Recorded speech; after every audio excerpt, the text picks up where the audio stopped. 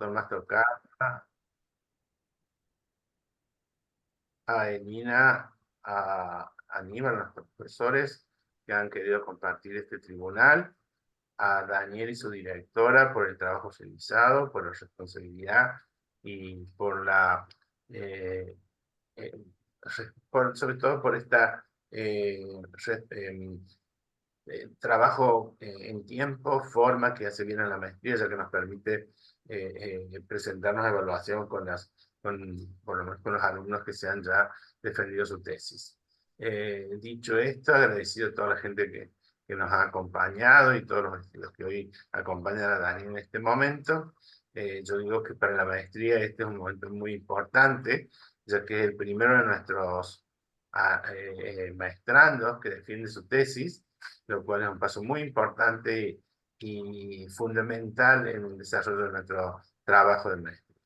Agradecido por todo esto, los saludo, les doy la bienvenida y te escuchamos, Daniel.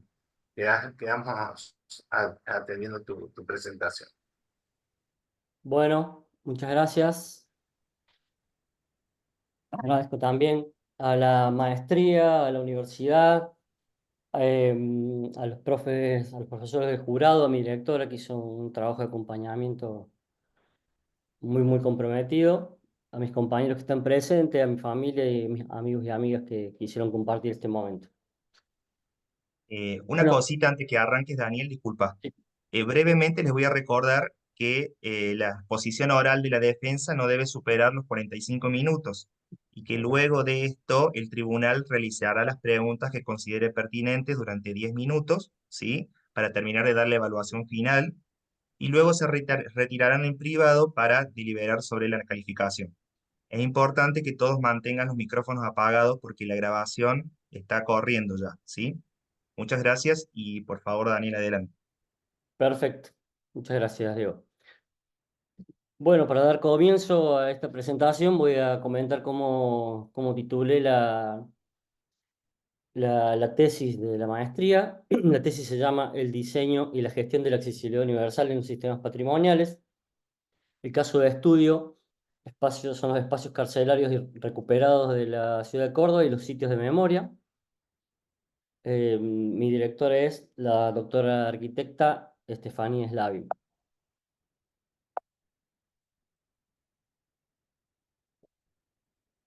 Bien.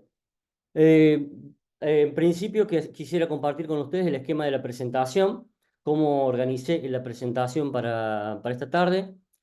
La dividí en tres. Primero voy a hablar del tema, de los objetivos, la metodología que utilicé y la estructura de la tesis. Luego voy a hablar de los elementos que para mí son más importantes en el desarrollo del trabajo de investigación. Y por último, vamos a charlar un poco sobre los resultados y desafíos que quedan pendientes. Bueno, ¿cómo es que yo me acerco al tema primero del patrimonio y después a la accesibilidad universal, ¿no? En relación al patrimonio cultural, pensado como un testimonio de la vida de las comunidades y pensado como una construcción colectiva identitaria. Y a los sistemas patrimoniales en esta relación que existe en la, mm, en el bagaje sociocultural que nos va a permitir transformar los territorios, esa actividad que tenemos las personas sobre la ciudad o sobre el paisaje, inclusive sobre los sitios de memoria, que fortalece esa inquietud personal que yo tengo sobre generar una equidad de acceso a nuestra memoria democrática como patrimonio cultural. Con respecto a la accesibilidad universal, una manera de pensar, ver la arquitectura como una necesidad de hacer de mi acción profesional una actividad más justa y más equitativa, y desde un enfoque de los derechos humanos, dos derechos que para mí convergen en la persona y que son el acceso a la cultura, a la memoria y el acceso universal y la necesidad de la accesibilidad universal para todas las personas.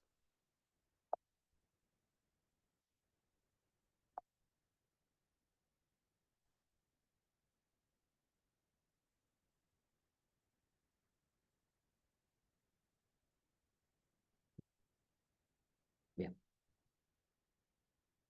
Como vemos en la presentación, el patrimonio cultural eh, nos nos ofrece, mejor dicho, nos determina o nos propone distintas barreras en el entorno físico-social y que es importante para nosotros, desde el punto de vista de la arquitectura y del patrimonio cultural, hacer que esos espacios sean, eh, eh, que puedan ser usados y gozados plenamente por las personas. En este caso, esto va a ser importante para todas las personas, no solo para las personas con discapacidad, sino para quienes tienen una discapacidad de manera transitoria o no están contemplados como usuarios en los modelos hegemónicos.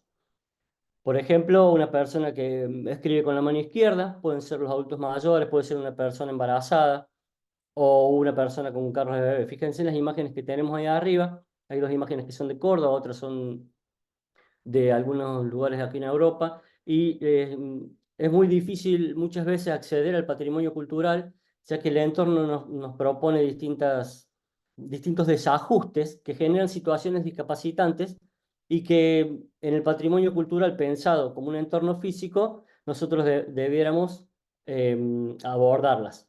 Es necesario entonces pensar en intervenciones que permitan derribar estas barreras sin poner en riesgo los valores patrimoniales.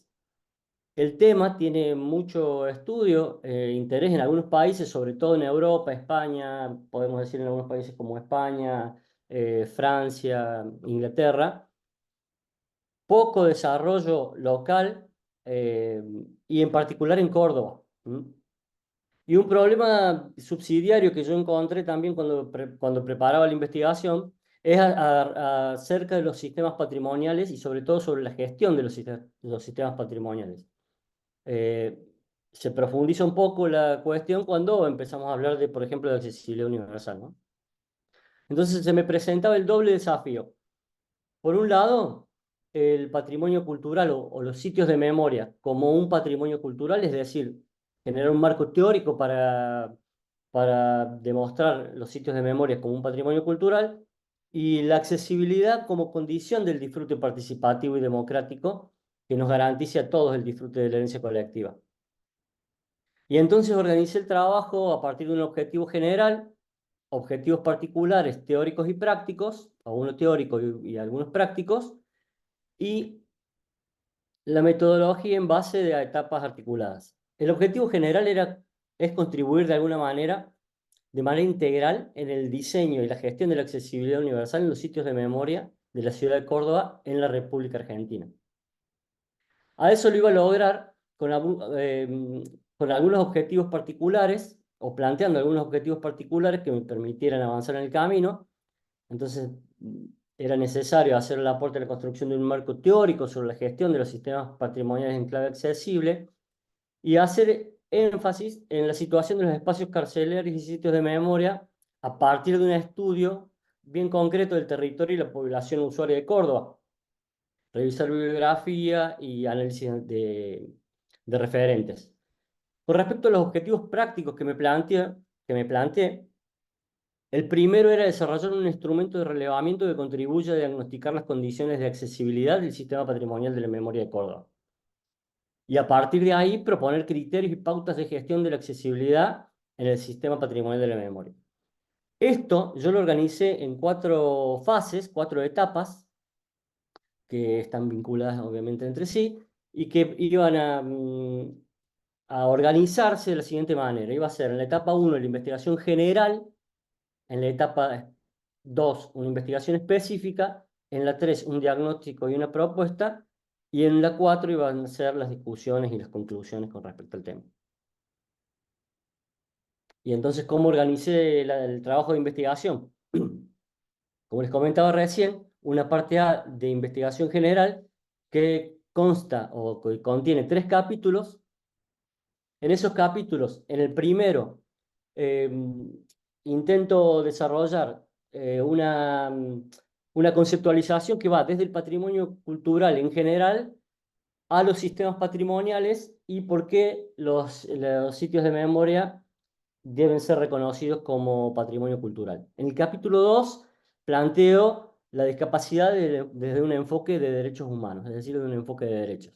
En el tercer capítulo de la investigación general planteo el aparente conflicto o el conflicto que existe entre derribar estas barreras que decíamos hace un rato para proponer la accesibilidad universal en los sistemas patrimoniales. La parte B hago una investigación específica, es decir, son 2 capítulos bien concretos que me permiten hacer la valoración y la situación patrimonial y de accesibilidad del sistema patrimonial de la memoria en Córdoba.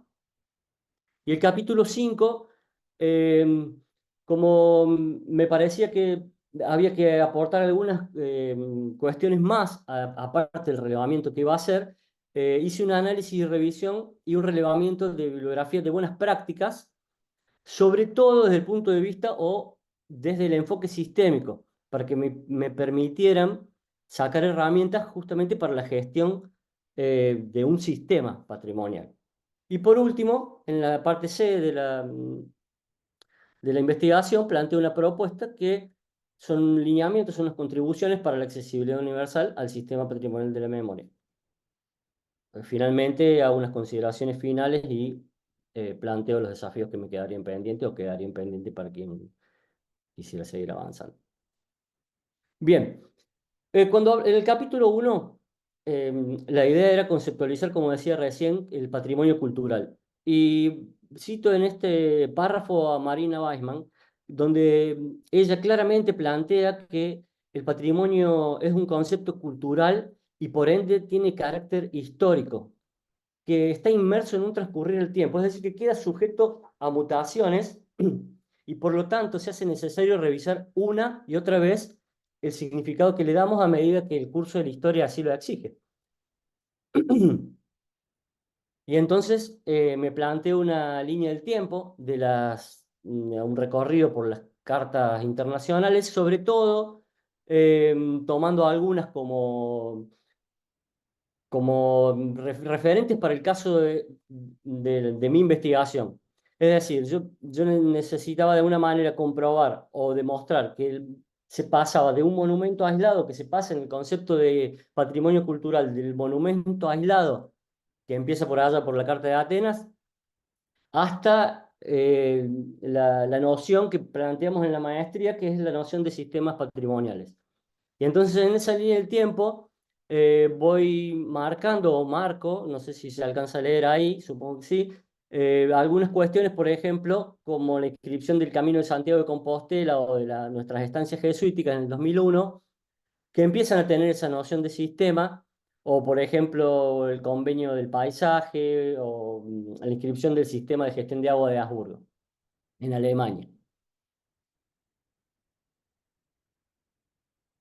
Si pensamos en la Carta de Atenas, por ejemplo, va a empezar con o nos va a decir, o nos viene a contar sobre la salvaguardia de las obras maestras, que todavía sigue siendo hoy el criterio 1 de la UNESCO en relación a obras del genio de la humanidad.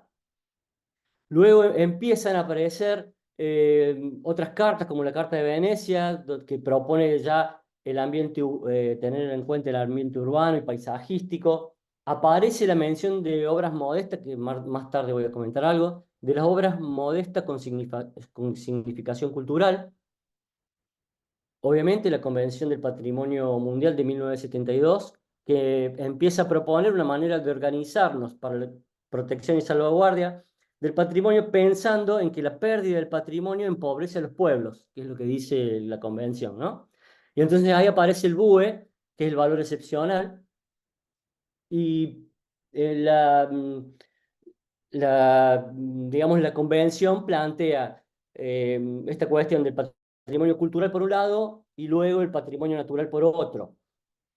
Plantea algunas definiciones y demás, ¿no? Después, más tarde, en el 90, va a unificar los conceptos, como lo menciono acá en la guía de implementación. La Carta de Washington de ICOMOS, que ya nos empieza a hablar de conjuntos urbanos en 1987 y sobre todo de las personas o de las comunidades en relación a su entorno, al entorno cultural o el entorno construido o la modificación del paisaje, ¿no? Una convención que para mí es central en la investigación es la Convención para la Salvaguarda del Patrimonio cultural inmaterial del 2003, que valora o pone en valor o propone la valoración de expresiones culturales que no tienen soporte material. La del 2005, la Convención de la Diversidad Cultural, que le pone énfasis sobre todo a las diferencias culturales y lo propone como la característica esencial de las comunidades, a estas diferencias.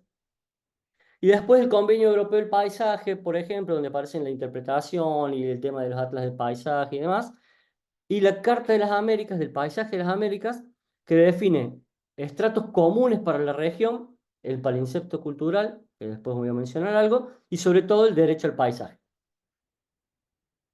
Y entonces ahí, metiéndome un poquito más en el tema, bueno, ¿qué es lo que pasa entonces con los sitios de memoria como patrimonio cultural? Y el recorrido que hace la UNESCO a partir del 78, si se alcanza a ver ahí en la imagen, empieza con la isla de Gore, que es de Gore, que es en Senegal, donde estuvo preso Mandela, 27 años. El centro de exterminio nazi, Auschwitz, en el 79. La ciudadela de Reims en Haití en el 95. La cúpula Genbaku en Japón, que es el único vestigio que quedó en pie del lanzamiento de la bomba atómica por parte de Estados Unidos. El puente viejo de Mostar, que representa o es símbolo de, luego de mucho trabajo, de la reconstrucción, incluso social primero, porque han tenido muchos problemas religiosos y de ese tipo, que han llevado a guerras civiles en Bosnia. La reconstrucción de ese puente como símbolo de la convivencia, ¿no? El muelle de Valongo en Brasil, en relación a la esclavitud. Y por último, la ESMA, en Argentina, que se declaró Patrimonio de la UNESCO el año pasado, mientras yo estaba realizando la investigación. Es lo que está ahí. Ahí está un poquito más grande para que se pueda apreciar. Y entonces incorporar los sitios de memoria como parte del patrimonio cultural significa reconocer su carácter testimonial, cultural y sobre todo reflexivo, que eso es lo que más me interesa, ¿no? Lo de testimonial y reflexivo. En el capítulo 2 hablo o voy a hablar de la discapacidad y de los derechos humanos. Primero menciono la Declaración Universal de Derechos Humanos de la ONU de 1948, donde dice que todos los derechos humanos, los seres humanos, perdón, nacen libres y en igualdad de condiciones y de derechos, de igualdad de dignidad, sin distinción alguna de raza, color, sexo, idioma, religión, opinión política o de cualquier otra índole, de origen nacional, social, posición económica, nacimiento o cualquier otra condición. No menciona claramente el tema que nos convoca, pero claramente esa declaración de derechos nos posiciona desde la condición de las personas y desde la dignidad y los derechos. Luego, en la Convención sobre los Derechos de las Personas con Discapacidad, en el 2006, propone como objetivo promover y proteger y asegurar pleno goce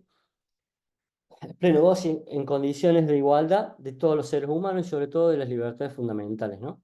Para las personas con discapacidad. Esta es una línea del tiempo sobre la cuestión de la discapacidad y los derechos humanos.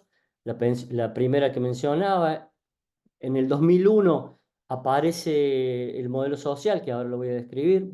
El modelo social luego hace una pequeña evolución, que es en la que nos encontramos ahora, pero todo esto nace es decir, todo este proceso que tiene, como ustedes ven en la línea del tiempo, muchísimos años. Empieza en las primeras culturas con un modelo de prescindencia que era de justificación religiosa con respecto a la discapacidad. Luego en la entreguerras, es decir, se decía en las primeras culturas que las personas con discapacidad eran personas que estaban, o que sus padres o su familia había sido castigada por los dioses y ese era el castigo que Dios enviaba. Luego pasamos a un modelo médico, más rehabilitación, que se empieza a hablar de minusvalía, es decir, el menos valor que las personas tenemos para realizar, obviamente, una tarea eh, desde el punto de vista, si se quiere, más bien capitalista, como de decir, bueno, de alguna manera la persona tiene que ser útil en la medida que tenga un valor, no una minusvalía, es decir, que es necesario rehabilitarla. Y después de muchas luchas sociales y de colectivos de vida independiente que nacen, del colectivo de vida independiente que nace en Estados Unidos, se propone o se empieza a hablar del modelo social que plantea el entorno como barrera, que es lo que intentaba decir al principio de la presentación.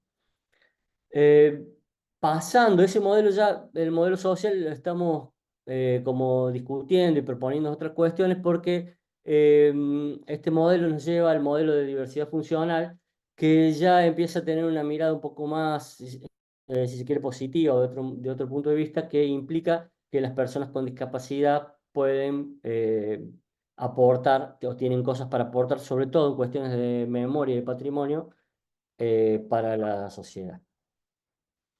Y yendo un poco más a los datos estadísticos, en el caso de la investigación, yo todavía no tenía en el momento que le presenté los resultados del censo, del último censo, pero sí me basé en el censo anterior, que decía que el 12,9% de las personas tienen discapacidad, tienen alguna discapacidad, casi podríamos decir un 15% de las personas de Argentina, estos datos son para Argentina, a nivel mundial está también entre el 10 y el 15%, pero todas las investigaciones sobre la temática indican que el 40% de las personas lo tenemos de manera transitoria en algún momento de nuestra vida, como decía al principio de la presentación, por ejemplo, eh, puede ser una persona embarazada, una mujer embarazada, alguien con un carrito, un adulto mayor que no puede subir una escalera.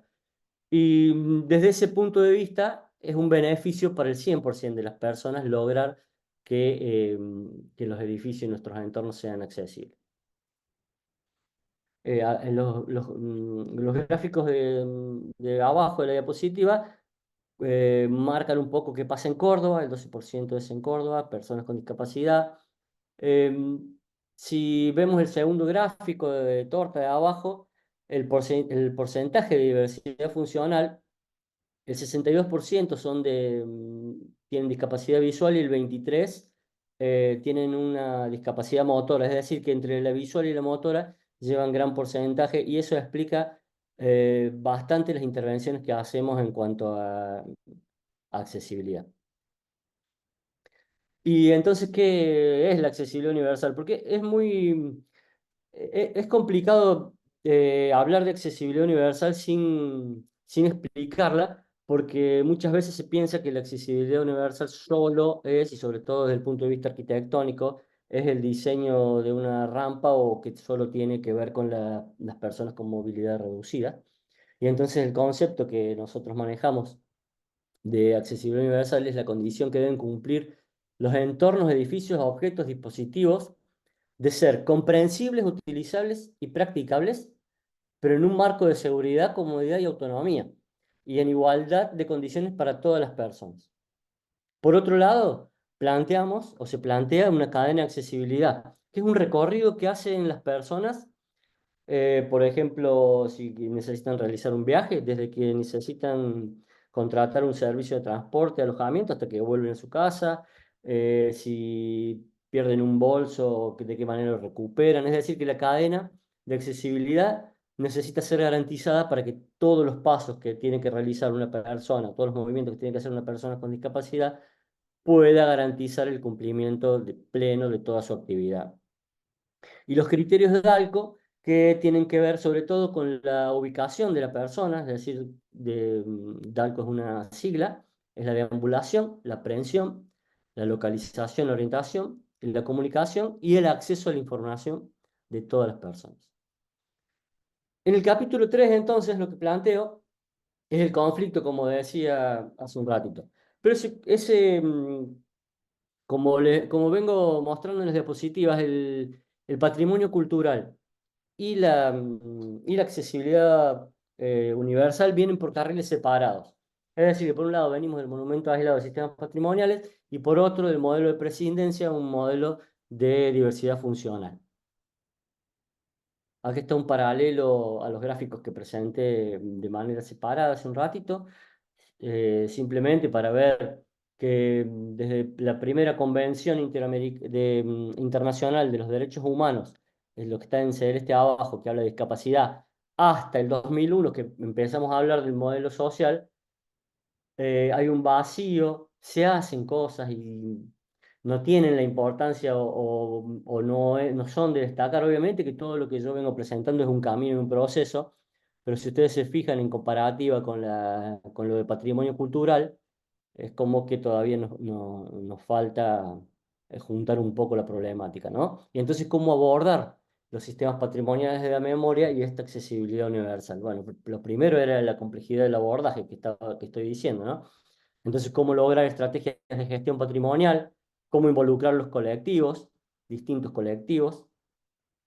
Las jurisdicciones, que siempre en patrimonio es un problema, sobre todo cuando hablamos de un sistema, porque distintos estamentos legales están vinculados, como tenemos el caso de nuestras estancias jesuíticas, los recursos y la voluntad de gestión, y, bueno, obviamente la implementación de políticas públicas inclusivas que debe estar en la agenda política también. Y entonces, ¿qué planteo para para la situación de Córdoba? Bueno, por un lado, como lo planteo en la tesis, planteo por un lado analizar la normativa y por otro lado la actualidad de los espacios. En eh, la normativa de accesibilidad universal, sobre todo, hay mucho vacío en Córdoba. No tenemos una normativa específica de discapacidad, accesibilidad. Pero sí, como lo menciono en la tesis, hay algunas cuestiones, pero sobre todo vinculadas al transporte gratuito, la entrada gratuita a ciertos espectáculos, pero todavía el código de verificación sigue hablando de discapacitados, sigue utilizando términos que hace rato que se dejaron de utilizar. Y bueno, eso habla a las claras que si bien la temática, uno ve que se hacen cosas, la temática todavía tiene un vacío legal que es importante destacar.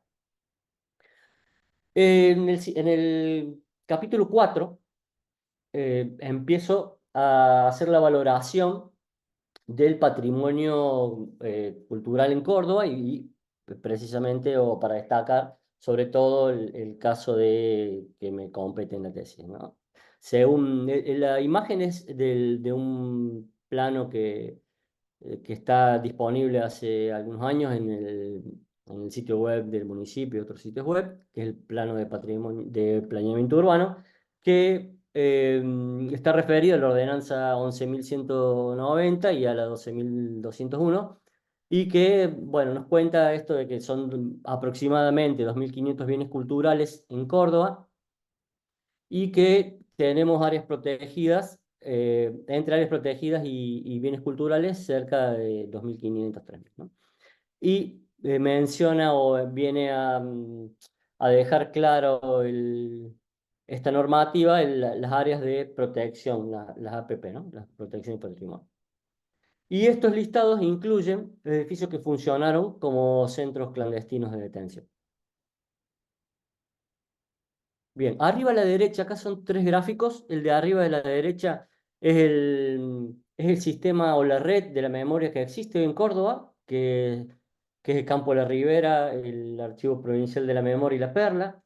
Hago una aclaración en la tesis, que es que el Centro Clandestino de la Perla lo tomo por la importancia que tuvo, justamente desde un sistema, y por eso es que destaco la Carta de Patrimonio Inmaterial, porque las redes de conexión muchas veces, como vamos a ver en el caso de los sitios de memoria, son redes inmateriales. Y en el de abajo planteo cuatro ex cárceles que con el correr del tiempo tuvieron distintas funciones, pero que en algún momento pertenecieron al sistema de represión que tuvimos en Argentina, y que dos de ellos se recuperaron, que son la ex cárcel San Martín y la cárcel de Encausados, ahora como parques exteriores. El asilo Buen Pastor, que, bueno, como sabemos, Aníbal ha trabajado en el relevamiento de lo que fue el asilo y sabe muy bien lo que se ha perdido al cambiar el uso, como nos comentaba durante la maestría.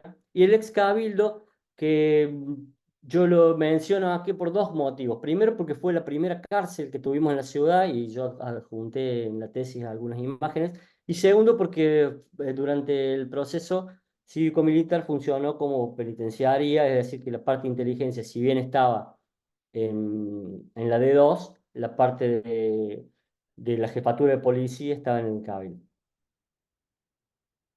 Bien, en esta imagen que vemos acá es el palincesto cultural, a la derecha cuatro imágenes del palincesto cultural, con la historia de las, digamos, con los sitios que yo estoy planteando aquí a la derecha, con una línea del tiempo. El esquema del relevamiento, cómo iba a ser para obtener los datos, planteo un relevamiento bibliográfico con tareas de gabinete que me iba a dar una ficha que ahora la muestro, con relevamiento con información patrimonial, y por otro lado un relevamiento fotográfico que era captura de imágenes que me daba la situación urbano-arquitectónica que me permitía los datos de accesibilidad universal. Esas dos fichas se junta en una ficha síntesis, que es la situación patrimonio de accesibilidad universal en el sistema, con una vinculación de datos que me lleva a hacer un diagnóstico y luego la propuesta. Estas son las fichas, el más grande es un detalle para que se vea bien qué es lo que planteo en la ficha de datos principal, es decir, la ficha patrimonial, que es la ficha 1. Están todos los edificios del sistema, una tiene una denominación, la función original, la función durante el terrorismo de Estado, la función actual, quién fue el autor, dónde se ubica, si tiene declaración o no como sitio de memoria, y si está catalogado o no en la ciudad.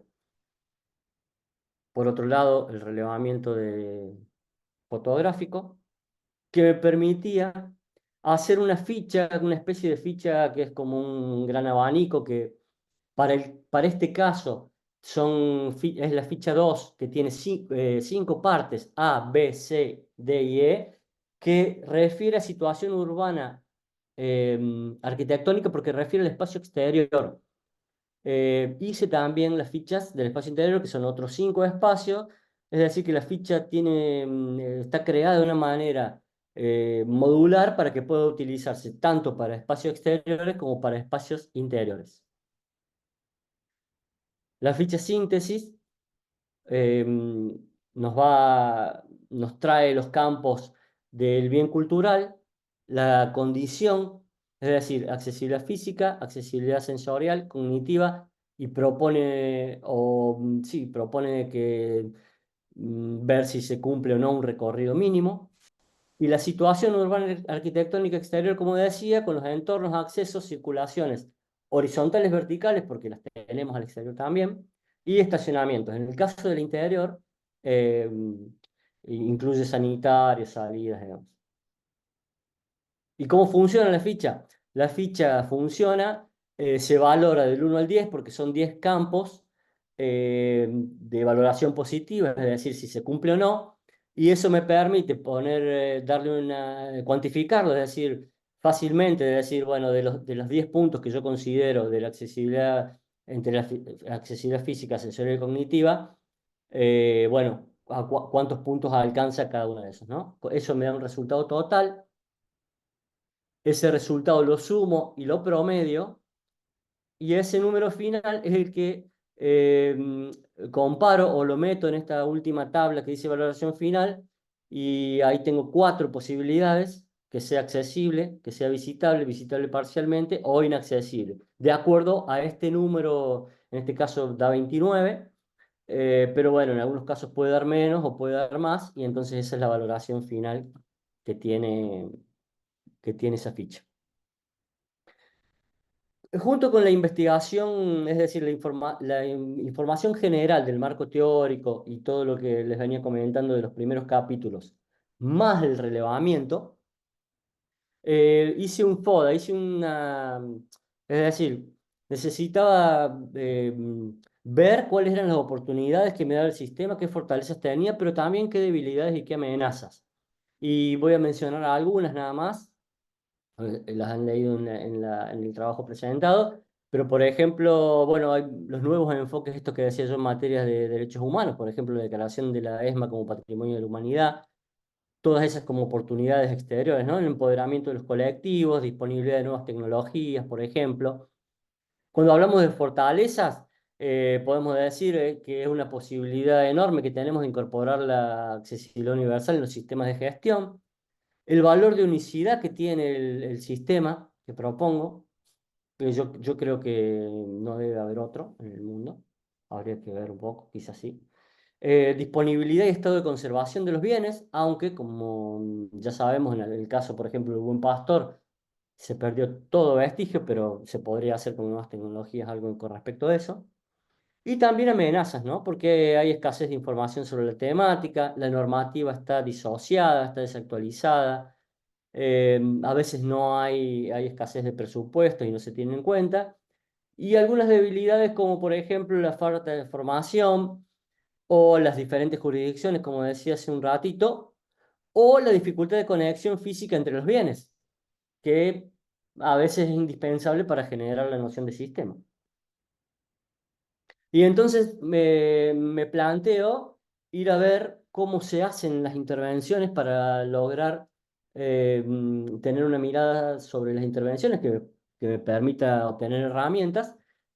Y como decía al principio, sobre todo pensando en la visión sistémica del patrimonio. Y entonces el primer caso que tomo es el Camino de Santiago de Compostela como un itinerario cultural. eh, Llevado a cabo, digamos, toda la parte de accesibilidad universal y los proyectos son llevados a cabo por la Fundación ONCE y algunas otras organizaciones. La Fundación ONCE es una fundación que hace mucho bien a la humanidad en España. Y entonces empiezo a extraer algunas principales ideas, como por ejemplo la utilización de nuevas tecnologías, el apoyo técnico en transporte, alojamiento, estacionamientos, mejoras en señalética en el entorno, en los caminos y en los accesos, diseño y construcción del centro de acogida, por ejemplo el de Ultreya, que muy bien, está muy bien preparado y tiene todas las condiciones para ser accesible, recursos interactivos, audiovisuales y sobre todo disposición de información para todos los públicos. En estas imágenes podemos ver cómo a veces con una simple mejora en una cartelería de fácil lectura permite esto que decíamos hace un rato, ¿no? Los criterios DALCO o de alguna manera garantizar la cadena de accesibilidad y todo eso, ¿no? Adaptación de recorridos, a veces simplemente con limpiar el recorrido o permitir que esté marcado, por ejemplo, que las diapositivas de adentro, estas son de un interior, pero me parecía interesante ponerlas porque si ustedes se fijan, en la izquierda, donde están marcadas las habitaciones, son carteles de fácil lectura, de fácil entendimiento, que a veces no es mucha la inversión que hay que hacer para lograr que gente pueda utilizar. Como segundo ejemplo, tomo los sitios reales de España, también pensado como un sistema patrimonial y sobre todo como con la intervención en accesibilidad desde el punto de vista sistémico. Y acá es fundamental la intervención o el trabajo que hace el arquitecto Carlos de Rojas Torralba, que trabaja hace mucho tiempo en la temática. Y Torralba plantea muchos puntos o varios puntos principales, como por ejemplo hacer un análisis exhaustivo de los edificios estudiando itinerarios y visitas.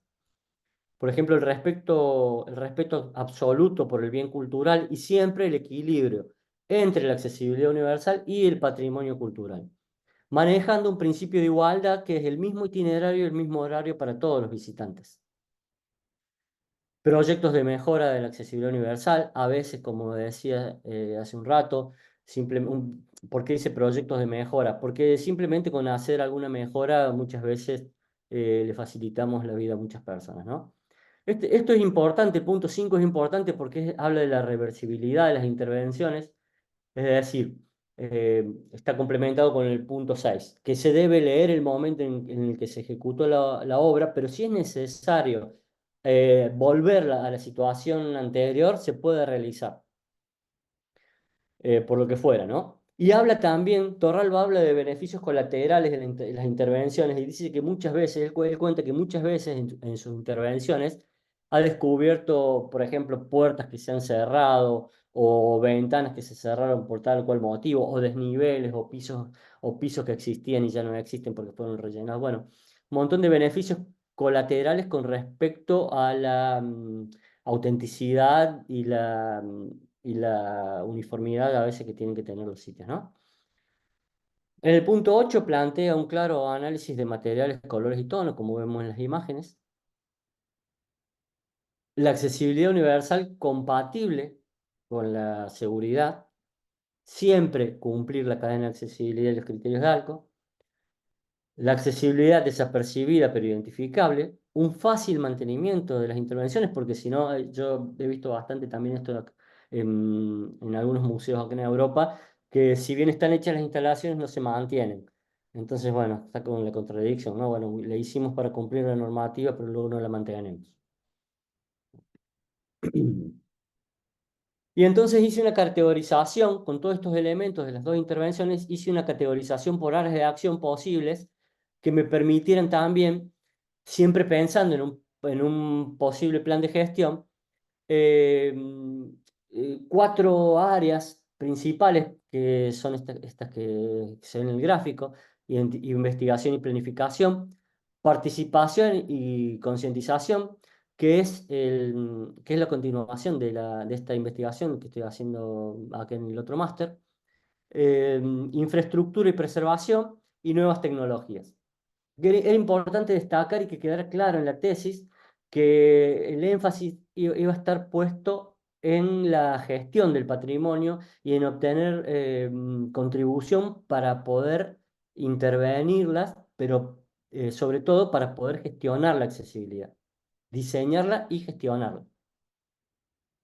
Y llego entonces al capítulo 6 de la contribución, o lo que yo creo que es la contribución que hace esta tesis. Y entonces elaboro 5 lineamientos que están pensados, no sé si el gráfico lo muestra, intentamos de que sí.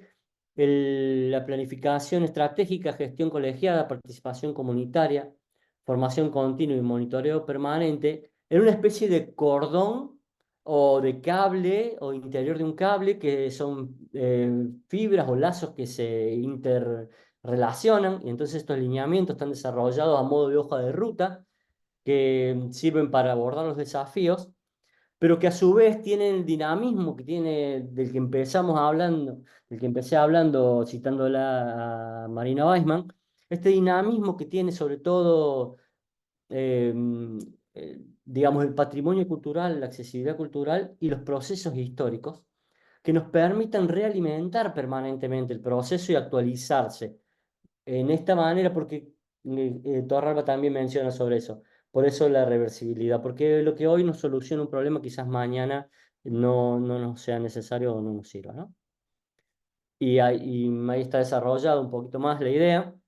Y para mencionar algunos, por ejemplo, en la planificación estratégica, el planteo claro de objetivos, la promoción de acciones de intervención, la identificación bien concreta y actualizada de cómo está el sistema.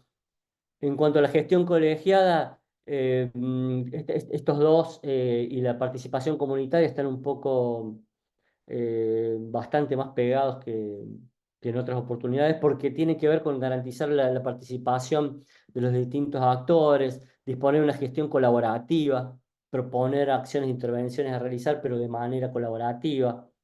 Es decir, que en todo el proceso de gestión eh, esté previsto que estos lineamientos se entrecrucen.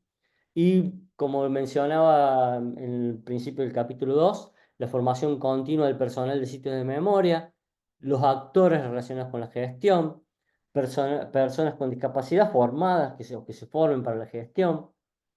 Y por otro lado, una cuestión bastante importante, que es el monitoreo permanente, es decir, la evaluación permanente de las acciones realizadas y el monitoreo que nos permitan identificar y actualizar el proceso que de alguna forma se reinicie al detectar nuevas oportunidades o nuevos desafíos.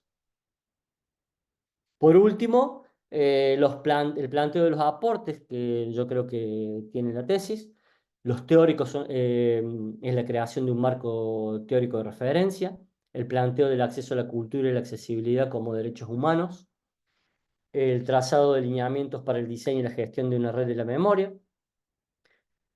Concretamente, para para los aportes prácticos, el desarrollo de una metodología específica para la identificación y análisis de elementos componentes del sistema patrimonial, el desarrollo de lineamientos, pautas y criterios de intervención, obtención de herramientas, instrumentos claves para el desarrollo de los planes, extracción de herramientas de diseño para posibles intervenciones, en los teóricos prácticos, la detección de fortalezas, debilidades, amenazas, oportunidades en el contexto de la situación actual.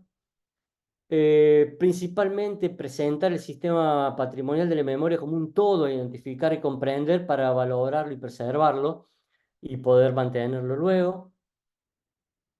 Pero obviamente nos quedan desafíos pendientes, que es profundizar las intervenciones de la accesibilidad hacia el interior de los edificios o del interior de los sitios de memoria, modificación y o creación de normativas asociadas, no disociadas como existen ahora, la implicancia económica y social de la implementación de algún plan de gestión de este tipo, y no puede quedar afuera la investigación de nuevas tecnologías y soluciones innovadoras que para el patrimonio cultural y para la accesibilidad universal son fundamentales en los tiempos que corren. Por último, si me permiten, voy a citarlo a Séneca, que también lo cité en la tesis, con esta frase que dice que no es la dificultad lo que impide atreverse, sino que no atreverse viene toda la dificultad. Muchas gracias.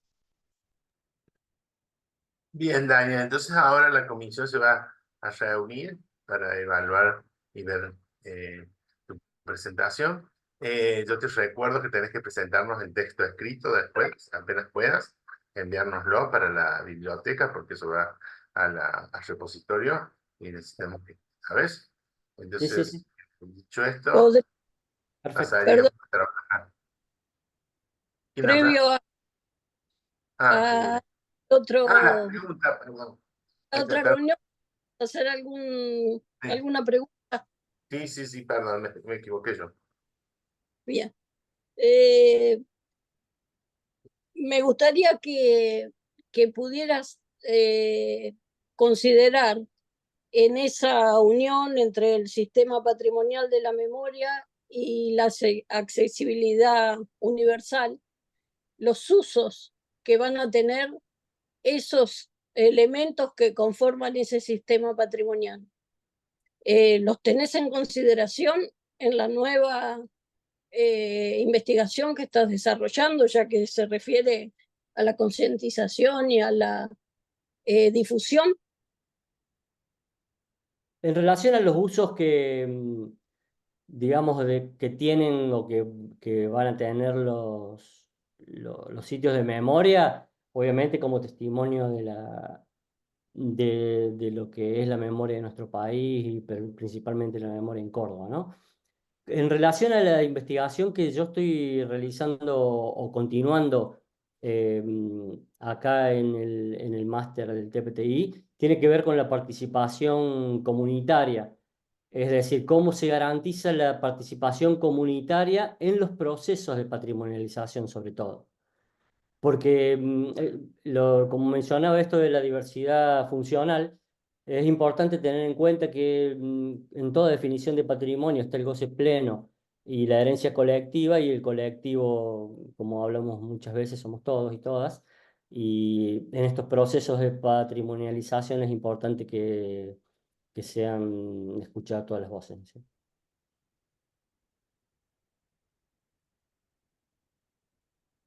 Bien. Gracias. ¿Algún integrante más del tribunal que desee hacerle alguna pregunta?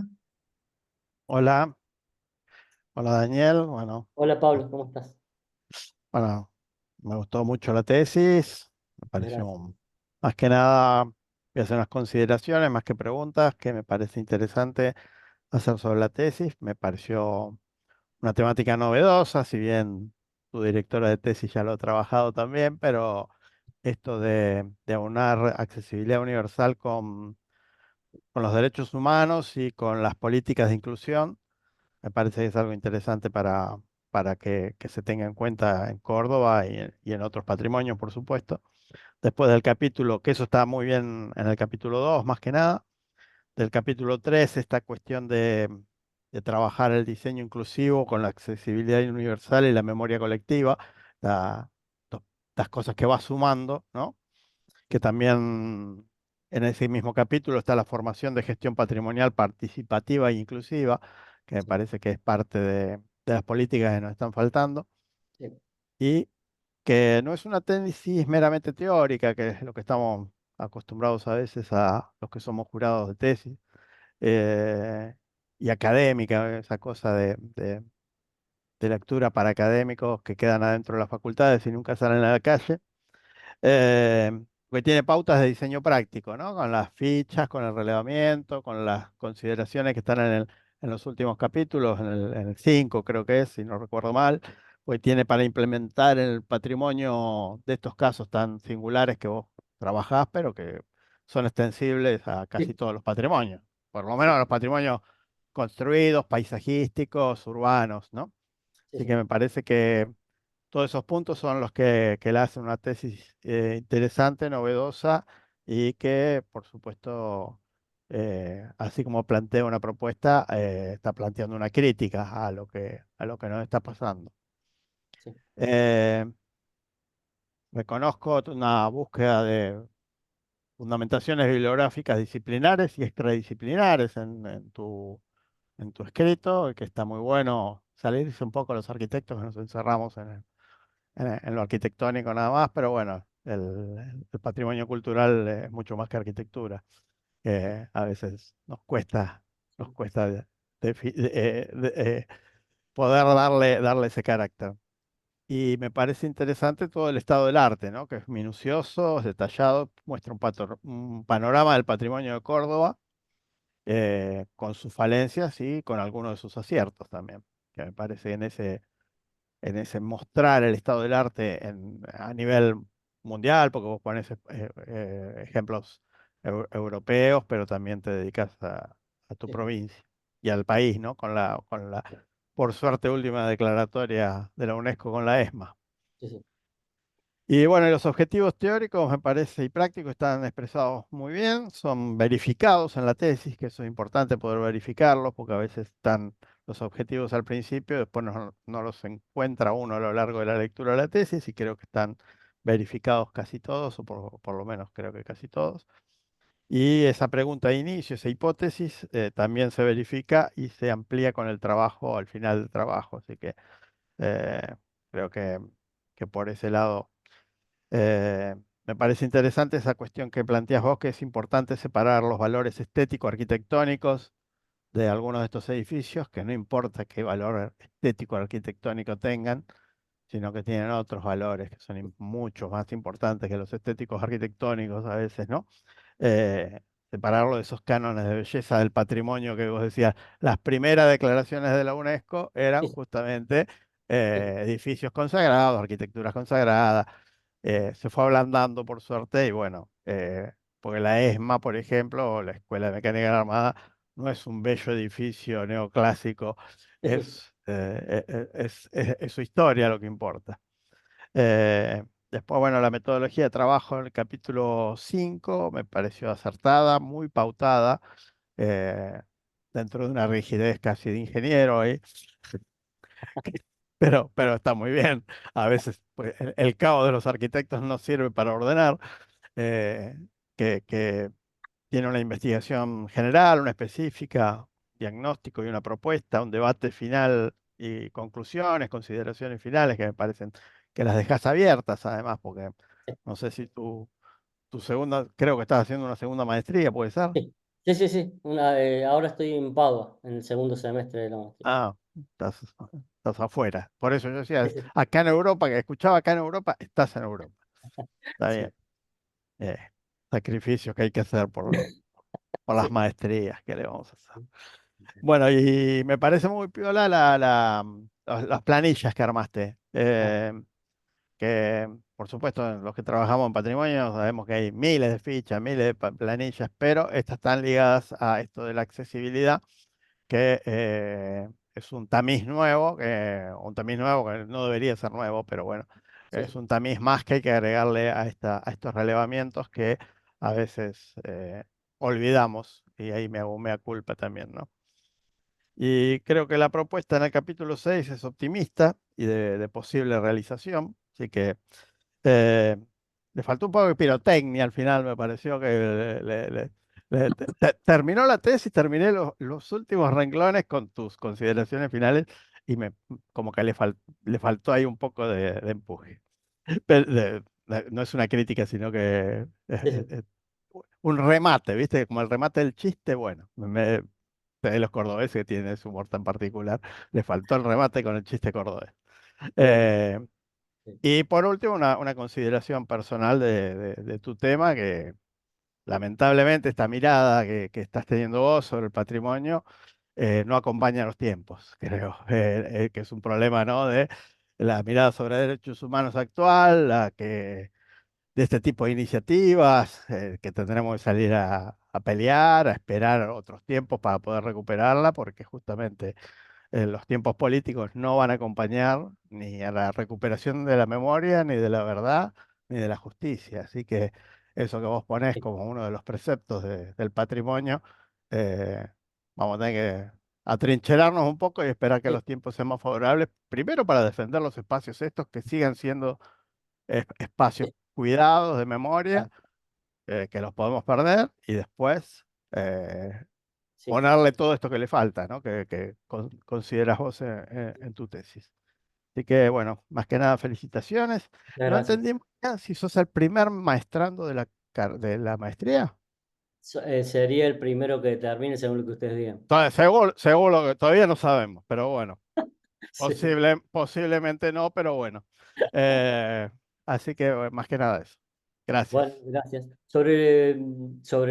Gracias, Pablo. Sobre lo último que dijiste con respecto a los tiempos que corren, cuando yo comencé con el trabajo de la tesis, tuvimos una charla con mi directora, con Estefanía, sobre el tema de justamente los derechos humanos y esto de que hablábamos de que era una política de Estado que no estaba en discusión, decíamos, y teníamos esa tranquilidad, ese recorrido. Sin embargo, vuelvo a insistir con esto del dinamismo del patrimonio y de los tiempos políticos que corren en Argentina y en todo el mundo. Es una cuestión que son derechos, los derechos son conquistas y las conquistas hay que defenderlas. Y esa es la idea también de la tesis. O sea, la idea de la tesis es que hoy estemos hablando de esto también. Perfecto, perfecto, Entonces, te agradezco el comentario, Pablo. perfecto, gracias. Bueno, vuelvo a saludar a todos. Buenas tardes. Vuelvo a disculparme, pero me equivoqué de sitio, de método. Como suele suceder, ustedes que fueron alumnos míos saben que Sí. suele sucederme, la tecnología a veces me supera. Eh, no voy a repetir todo lo que dije en el informe, porque ya está escrito lo que dije. Si debo hay algo que yo quiero remarcar, que, o sea, en realidad a mí me interesa el método y el método está aplicado, Daniel, el fichaje, hay un orden, una precisión. Hablo de la presentación, porque la tesis, el informe, como dije, ya lo fue evaluado, ya no voy a repetirlo. Eh, Preciso, ordenado, metódico, y sobre todo sí voy a ponderar, que también lo dije en el informe de tesis, o sí lo quiero remarcar, que hayas mostrado una realidad actual de lo que es Córdoba y no solo la ciudad de Córdoba, porque como lo mencionas, el complejo, el sitio de la Perla está fuera del ejido de la ciudad, pero en realidad forma parte de un sistema. Yo lo que voy a revalorizar o valorizar de tu presentación y tu trabajo final, Daniel, es el hecho de que hayas podido lograr un enfoque sobre el sistema patrimonial en sí, que a veces resulta demasiado grande. Yo Sí, sí. Me habrán escuchado decir 2 millones de veces que el sistema patrimonial es un paraguas y a veces no nos, un paraguas, y a veces no nos permite o no llegamos por una cuestión de tiempo a cubrir ese paraguas. Yo creo que lo has logrado, creo que lo que te ayudó, Daniel, lograrlo es el método. Esa racionalidad, ese enfoque, como dice Pablo, casi con una visión de un ingeniero, de un astronauta, podríamos decirlo, porque estabas desde un satélite muy alto viendo el sistema, pero eso no hizo que, que hayas dejado de lado la realidad actual de nuestra ciudad y sobre todo de nuestra provincia también, la ciudad de Córdoba y la provincia de Córdoba, y para mí eso es valioso, ponderable e importante. Ahora nos reuniremos Bien. el comité para ver el resultado final, pero de todas formas yo quería dejar en claro eso. La realidad, nunca esa posibilidad, te diste la posibilidad de ser metódico, ordenado, armar un inventario, armar una ficha, pero de todas formas eso no impidió dejar de lado al humano que ve esta situación actual y que puede abordarla y hasta ponderarla con esos gráficos de FODA, etcétera, muy, desde mi punto de vista personal, muy precisos y nos mostraste una realidad actual sobre esa situación y sobre el problema que es tuyo, así que yo en particular te felicito, Daniel. Muchas gracias, Aníbal. Muchas gracias. Me acordé. Perdón, yo pensé que esta etapa en este momento era el tema de las preguntas, por eso te hice No, la está bien, pregunta, está bien. pero veo que podíamos hablar un poco y hacer una síntesis de lo que definimos cada uno de los jurados. Y fundamentalmente también felicitarte de mi parte, ver que ese proceso de análisis y relevamiento dio buenos resultados en la carrera, o sea, en las materias que hemos Sí, trabajado juntos, y que esa integración entre ese sistema patrimonial de la memoria con la accesibilidad universal eh, hace un todo y hace a esta tesis que además de ser la primera, me parece que es de muy buen nivel como para poder seguir trabajando sobre el tema. Y bueno, nada, Daniel, felicitaciones. Y ahora creo que nos tenemos que juntar en un apartado de un MET. Muchas gracias, Eli. Muchas gracias. Quiero destacar que la precisión estuvo muy bien guiada por mi directora, por Estefanía. Bien, Bueno, entonces invitamos a los miembros del jurado que se reúnan para elaborar el acta, que en realidad debería dejar constancia de lo que acaban de decir, porque iba a ser una etapa posterior, pero en realidad, bueno, ya que lo han dicho, solo pido que la redacten. Gracias. Perfecto, sí, seguro. O sea, ahora sí entro al Meet que yo debería haber, que entré al principio. Exacto.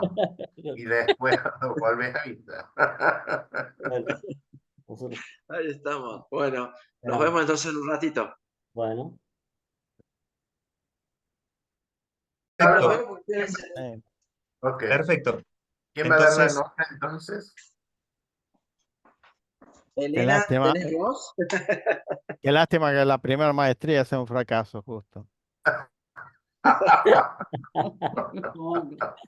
Qué malo, No Pablo. lo asusté, que te... Te va a llevar el diablo, Pablo. ¿Sos cardíaco, Daniel? Sí, sí, está toda la familia cardíacamente. Pero me dejaron muda en la otra reunión. Así que Dale, Eli. Ah, el tema de la accesibilidad fue un problema. Eh, Nos arreglamos por señas, Elina. Ay, Nos pudimos arreglar por señas, por chat, no, usamos otros medios. no, no, no.